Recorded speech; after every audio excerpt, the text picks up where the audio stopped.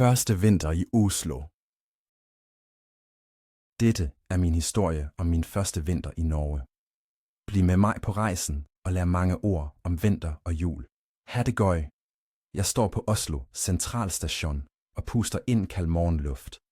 Det er min første vinter i Norge, og jeg er spændt. Himlen er grå, men byen virker venlig og levende.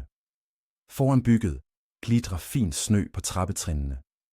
Jeg drar det tykke skærfedt højere op til hakken. Det første nye ord i dag er skærf. Et skærf holder halsen varm. Kanskje bruger du også et skærf om vinteren. Jeg hører høje togfløjter og skridt fra mange rejsende. Alligevel føler jeg ro i den kalde luften. Jeg køber en kaffe og ser dampen over koppen. Damp betyder varm tåge, som stiger op. Slik lærer jeg et nyt ord, tåge. Nu forlader jeg stationen og går ud på gaden. En svag vind blåser og fører snø over asfalten. Til venstre ser jeg et skilt mod Stortinget.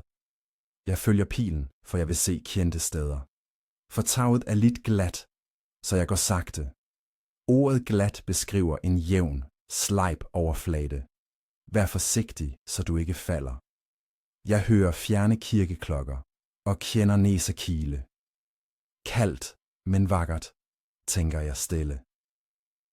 Efter 10 minutter når jeg regeringskvartalet. Stortinget ligger foran mig, stort og pyntet med lys. Gyldne stjerner hænger på grantræer ved indgangen. Jeg tager et billede og øver på ordet stjerne. En stjerne glitrer på himlen eller som pynt. Vintersola viser se kort, så giver mig den se igen. Jeg puster ud, og lidt en damp vises foran ansigtet mit. Det ser morsomt ud, næsten som små skyer. Jeg husker ordet sky. Nå svinger jeg ned mod Akerselva, den kendte elven. Vandet virker mørkt og roligt denne vinterdagen. Is flytter endnu ikke, men luften er frisk. Jeg tager af handskerne et øjeblik og kender kulden straks. Frost er frossen fugt på overflader. Ved bredden står få mennesker, men alle ser fornøjede ud. Et par tarbiler, et barn kaster små steiner i vandet. Jeg hører også svag musik fra en gateartist. Han spiller julesanger på en lille guitar. Melodien minder mig om barndommen. Jeg kaster en mønt i hatten hans og siger tak. Han smiler og ønsker mig gode højtider. Højtider er specielle dager, for eksempel jul. Jeg gentager de nye ordene lavt for mig selv. Jeg bestemmer mig for at besøge et julemarked senere. Først vil jeg finde overnatningsstedet mit. Det ligger ikke langt under, bare 2 T-banestop. Jeg køber en billet på automaten. Ordet billet er næsten likt på norsk. Automaten viser pris og retning. Jeg går på banen og sætter mig ved vinduet. Ruta er kald, men sætet er varmt. Jeg ser lys fare forbi og øver stille udtale. Udtale betyder, hvordan man former ord. Efter for minutter står jeg ude igen. Gaten foran overnatningsstedet er rolig og ren. Jeg lugter fersk bakst fra et nært bageri. Kanskje prøver jeg en skolebolle i morgen. Nå tjekker jeg ind og lægger for mig kufferten. Jeg åbner vinduet og slipper ind kald luft. Oslo hilser mig med vinterfriskhed og mygge lyder. Jeg føler mig velkommen og fuld af lærelyst. I morgen begynder eventyret for alvor, men førsteindtrykket begejstrer allerede. Jeg lukker øjnene og tænker på de nye ordene. Skærf, snø, vind, stjerne, frost, slik lyder dagen min. Jeg er klar for flere opdagelser i kalde Oslo. Vinterbyen. Jeg vågner tidligt og ser tynde isblomster på vinduet. De skinner i det første lyset. Ute ligger fersk puddersnø. Helt fin og hvidt. Jeg tager på mine tykke uldsokker. Ordet sok kender du kanskje allerede. En uldsok er ekstra varm. Deretter griber jeg etter lua mi.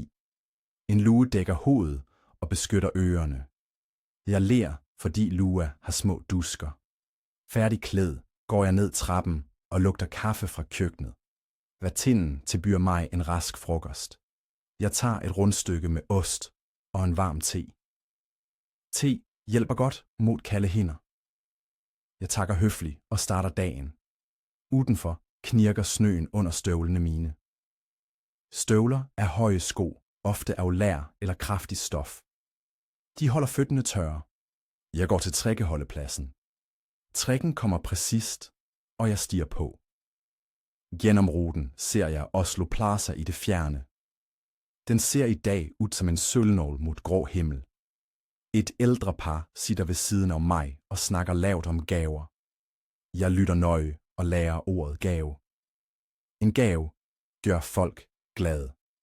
Efter 10 minutter går jeg af på Jernbanetorvet. Her er det livligt, selv om det er koldt. Barn løber lene over pladsen. Voksne drikker varm kaffe.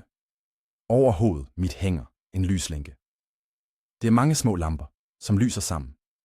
Jeg ser boder med nødder, chokolade og farverige lys. Duften af brændte mandler fylder luften. Mandler er en type nødt, sødt og sprøg. Jeg går videre til julemarkedet ved Oslo Rådhus. Musik strømmer fra skjulte højttalere. Et kor synger glad jul. Jeg stopper og lytter. Melodien høres fredelig og varm ud. Jeg får gåsehud på armene. Den første båden sælger gløgg. Gløgg er varm vin krydret med kanel, nellik og appelsin. Jeg bestiller et krus og holder det med begge hænder. Koppen er af tyk keramik, så varmen varer. Jeg blåser forsigtigt og tager en liten slurk. Den smager sødt og krydret. Ansigtet mit bliver straks varmt. Ved siden af Mike bestiller en turist en grillpølse. En grillpølse er en lang pølse, ofte af svinekjøt. Den grilles og spises med sennep. Jeg lugter røgen fra grillen. Længere bak ser jeg en liten karusel. Barn sidder på fejrige træhester og ler. Ordet karusel beskriver en rund attraktion. Lysene snurrer raskt, og musik spiller til. Jeg tager billeder og øver ordet rund. Pludselig begynder små snøflak at falde. Jeg kender dem på næsen. Flak er bitte små deler af snø. Himmelen ser nå lysere ud. Jeg trækker skjerfet tættere og går videre mod Aker Brygge. Træerne bærer lyslænker helt ud i grenene. Vandet virker svart i kveldslyset. En sightseeingbåd glider sagte forbi, oplyst som et flytende juletræ. Jeg vinker til passagerne. Ved rækværket standser jeg kort og gentager nye ord lavt. Lue, støvler, gløgg, karusel, gave. Jeg lager små sætninger med dem. For eksempel, jeg bruger en lue. Eller, en gave giver glæde. Denne øvelsen hjælper hukommelsen min. Mens jeg spiser, tænker jeg på venner hjemme. I morgen vil jeg sende dem biller. Før jeg går, køber jeg en liten træbængel. Den passer fint i lomma mi. Med det forlader jeg markedet for nød. Vintermagi. I dag tidlig forlader jeg overnattingsstedet med klar plan. Jeg vil opdage den kendte museumshalvøje på Bygdøy og lære nye vinterord. Gaten glitrer et af ferskt salt, som er strøet mod is. Strøsalt beskytter mod glatte vejer. Jeg lugter den salte duften og husker ordet strøsalt. Ved indgangen til bussen køber jeg en varm kanelbolle. Den er sprø og myg på samme tid. Perfekt for kalde fingre.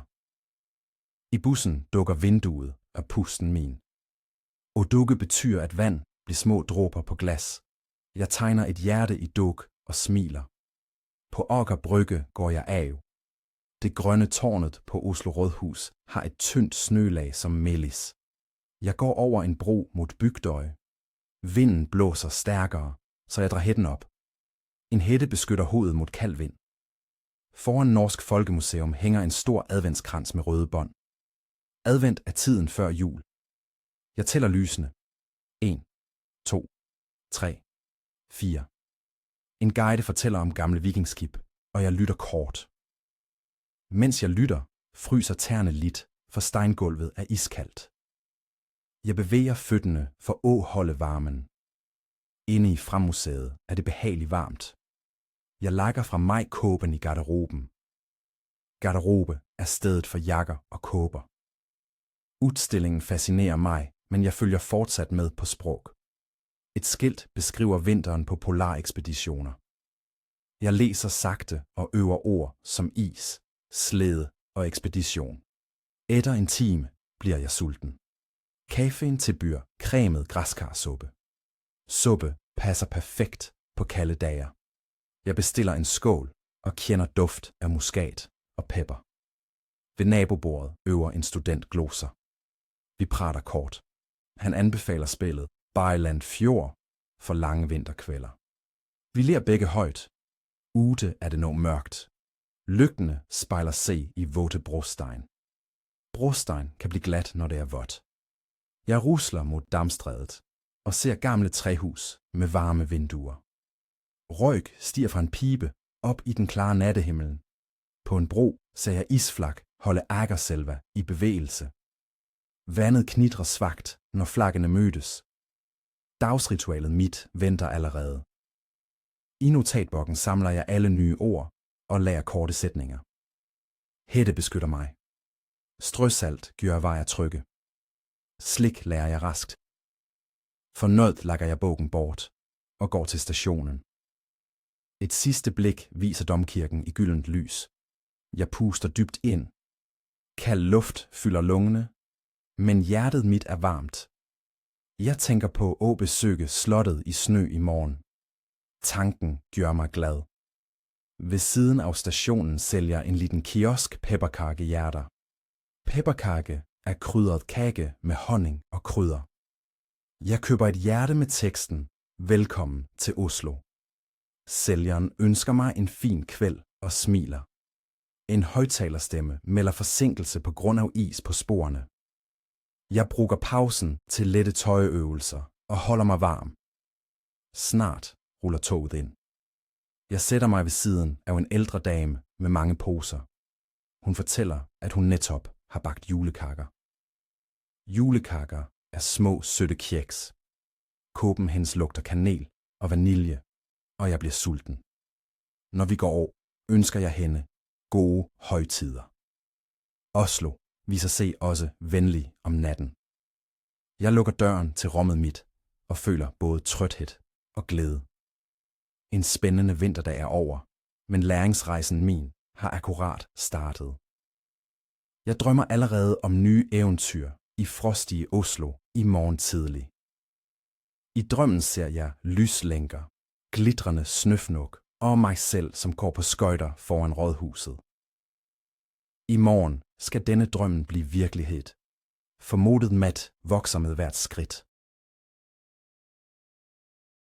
Det kongelige slot.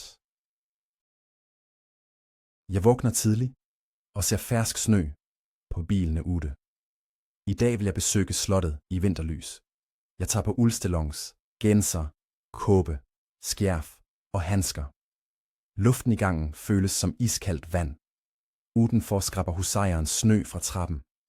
Han nikker venligt til mig og siger god morgen. Jeg svarer hilsenen og tramper til busholdepladsen. Bussen kommer sent, men inde er det behageligt varmt. Gennem vinduet ser jeg snødægte cykler og tomme uteserveringer. Efter kort tur går jeg af på slotspladsen. Slottet rejser sig majestætisk, omgivet af vet bakke. Gyldne lamper fremhæver søjlene og giver varmt lys. Turister tager billeder, mens fine flak falder sagte ned. Jeg snakker med en familie fra Italien om vejret. Sammen lærer vi ordet kulde og ler af røde næser. En gateartist spiller trompet og har nisselue med bjælder.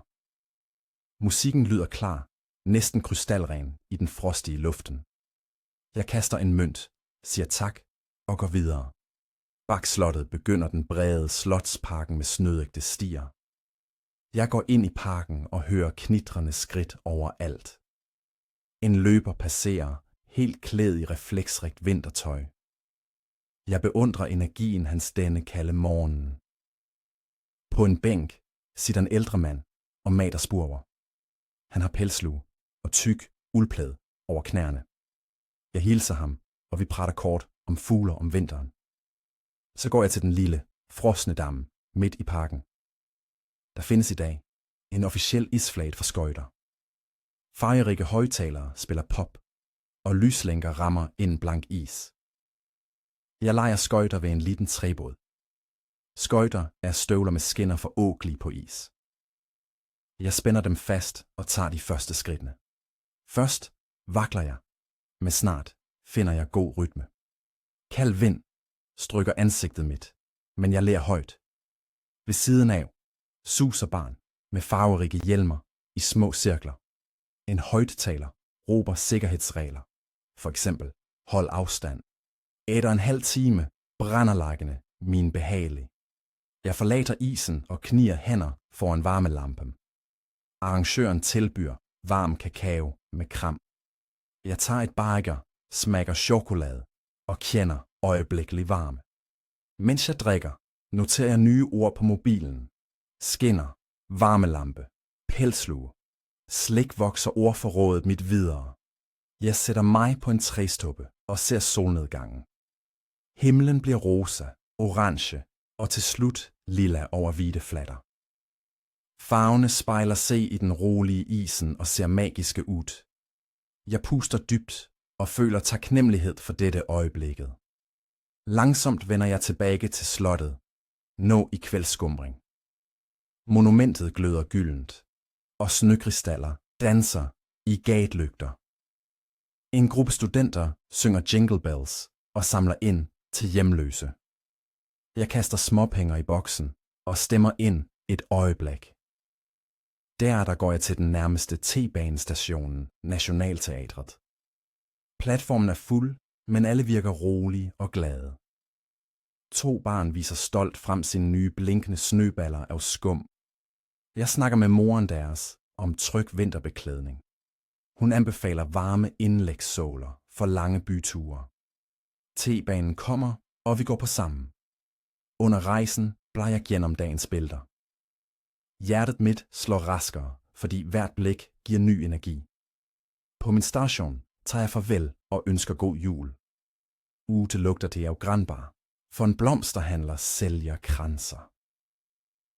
Jeg køber en liten kvist og lægger den i lomma.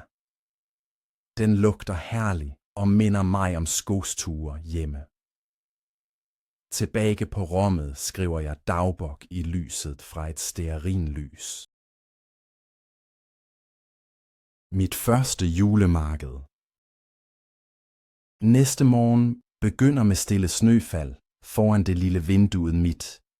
Jeg planlægger i dag et besøg på Akershus Slot og julemarkedet der. Efter en rask havregrøt tager jeg på ekstra varme klæder og vinterstøvler. Bussen kører rolig. Ind i dukker rutene fra fugtig pust. Ved endestationen glitrer slottet som et sukkerkrystal i solen. En guide fortæller kort historien om kong Christian og gamle forsvarsmure. Jeg forstår andet hvert ord, men gæstene hans hjælper mig, skjønne. Det nye læringsord er residens, et gammelt ord for kongelig hjem. Jeg gentager stille residens, så det sitter i hovedet. Foran slottet lugter det vanilje, kanel og nystegte nødder. Markedet er farverigt, trods kald luftfyldt af glade stemmer og musik. Jeg prøver en lefse med kanel og sukker, herlig myg og sødt. Lefse er et fint ord for ordlisterdi, tænker jeg. En båd sælger håndlavet keramikkrus med blå snøfnugmønster. Jeg køber et. Det skal varme teen, min senere på rummet. Pludselig starter et lille messingorkester traditionelle låter. Folk klapper entusiastisk. Jeg nynner med og kender fællesskab midt i frostige december. Dirigenten råber god adventstid, et udtryk jeg gerne gentager. Mellem lanterner står en træpyramide. Vingehjulet snurrer sagte. Lysflammer driver bevægelsen, et lille naturfænomen for barneøjne.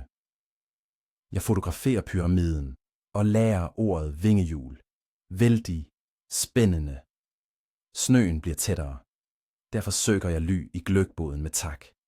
Sælgeren hælder rød gløgg og spørger, om jeg vil have kanelstang. Jeg nikker. Stangen flytter snart som en liten træbro. Første slurk varmer hals og mage med en gang. Et lille fyrværkeri. Ved siden af mig prater et par om nytårsplaner i Oslo. Jeg lytter og lærer ordet fyrværkeri for årets slut. Vi skåler med krus, selv om vi netop mødtes her. Denne åbenheden imponerer mig. Oslo føles stadig varmere. Et lille kor stiller sig foran slotsfacaden. Stemmer svæver i natluften. De synger Nå tændes 1000 julelys, min personlige favoritsang. Gåsehud prikker armene mine, men kulden kender jeg knapt. Jeg snur mig langsomt, ser lysende boder, leende ansigter, faldende flak. Øjeblikket føles som et postkort, næsten uvirkelig vakkert. Jeg noterer nye ord. Pyramide, vingehjul, adventstid, lefse, fyrværkeri. Deretter lærer jeg eksempelsatser for at huske dem bedre. For eksempel, i advent spiser jeg gerne lefse foran slottet. Eller, et fyrværkeri hilser det nye året med farverikt lys. Pladsen tømmes sagte. Mange gæster drager hjem eller til hotel. Jeg vælger en kveldstur langs slotsmuren. Lygter kaster gyldent lys på ny snø. Alt virker stille. Pusten min tegner skyer, som straks blåses bort af vinden. Jeg nyder stilheden efter markedets glade hvirvel. Et brøjtefartøj kører forbi. Lysene blinker blåt og orange. Det nye ord er brøjtefartøj. Ganske langt, men let at forstå. Jeg siger det sagte stavelse for stavelse til det sitter. Til slut, når jeg busstoppet. Rutetabellen viser 10 minutter ventetid. Jeg småhopper let for at holde varmen. I bussen skriver jeg et kort sammendrag i dagbogen min. Motivationen min vokser. Hvert nyt ord åbner en dør. Gatelysene glir forbi, mens bussen stille ruller over broen. Jeg ser den mørke Elva under. Den bærer små isflak. En passager nyser og ler. Vi ønsker ham god bedring på norsk. Slik træner jeg også høflighed. En vigtig del af sproget. På min holdeplads takker chaufføren mig med et venlig hatte. Jeg smiler, stiger af og hører snøen knitre under skoene.